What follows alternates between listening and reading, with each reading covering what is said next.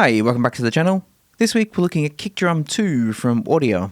Or just to clarify that, the current beta of KickDrum 2. The version number that I'm looking at now is beta number 6, and I know Yarn's been releasing them really quickly, so hopefully when this video goes out, we're still at beta 6, but if we've not, then I'm sure he's added loads more amazing features. And this has been out for quite some time, but to be honest, I've kind of slept on it really. I didn't think I needed another kick synthesizer because I already have Kick 2, like most people, and if I'm honest, I didn't really like the interface. But having played with it for a while, it immediately became apparent that I was missing out on quite a lot from this. And that's mainly to do with the workflow, which is really well thought through. So I'll give a quick overview of some of the features, but then I think the best way to explain the other features is really just to make it kick, and I'll explain why each of one of the workflow improvements is helping with that actual process. So first up, it's set up as basically a modular design. So first you have the oscillator here, then it routes into the envelope, and then it routes into the EQ. We can then add more should we wish, so we can add another oscillator, another envelope, so on and so forth. Or a new feature is the ability to add a sample. So this is typically where you would add the high click layer. I don't particularly use those layers, but it's good to have it there nonetheless, and I'm sure other people do use those layers. So let's turn EQ off. I'm probably not going to use that in this kick, or maybe only very limited. So let's turn that off. And then we'll start first with the envelope. And the first feature that I really like is the fact that the waveform isn't logarithmic like Kick 2 was.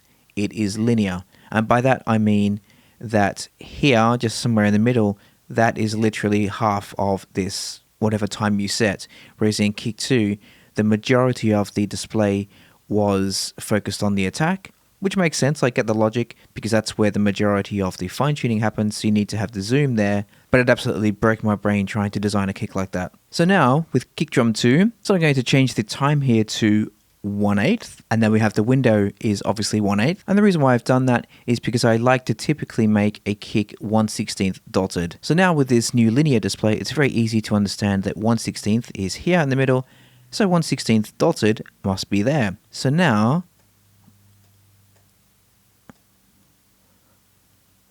let's make our envelope end at 1/16 dotted. Perfect. And let's just turn this one down as well. It already is. So now we have a perfect 1/16 dotted kick. Already that has made me happy. Let's go to the oscillator now.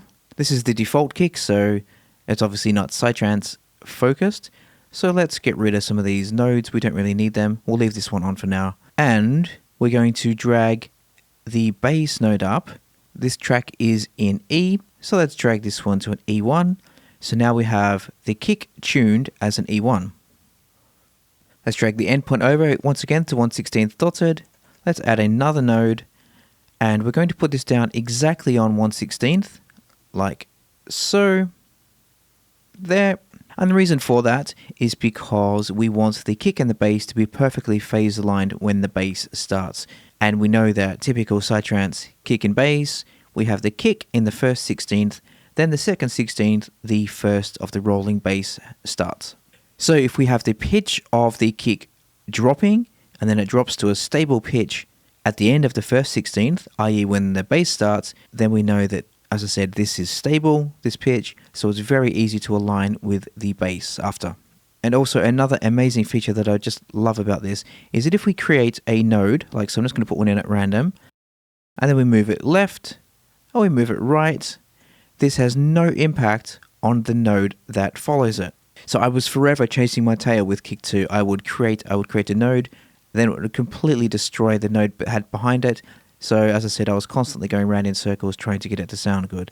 But now, if I add a node, then anything that happens before doesn't impact the later node. So let's get rid of this one. This is only for demonstration purposes. We have these two nodes down here. We don't really need them, so that gets rid of those. Well, this one's the final one, so that needs to stay. As I said, this one is the first 16th. That stays. We can press this button to audition. So now I'm just going to play back the loop, just the kick soloed while I play around with it. Also, I should add this track is quite fast at 155.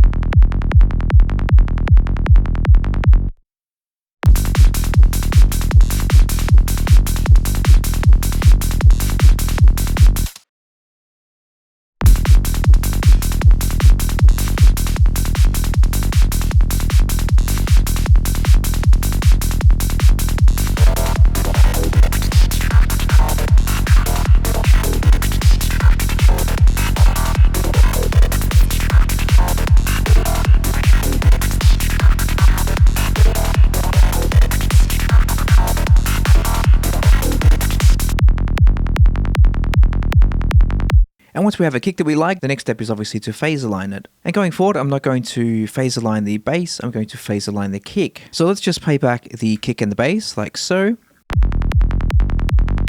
Let's bring up our oscilloscope. Now you can see that the bass is out of phase here, or mainly just there, so that's first 2. So if we go up to the top here, we can click on P and it will flip the phase, or let's just keep oscilloscope on top. If we drag this P across, you can see the phase of the kick is starting to move. So let's move it about there, and instantly we're already in phase with the bass. Just so simple.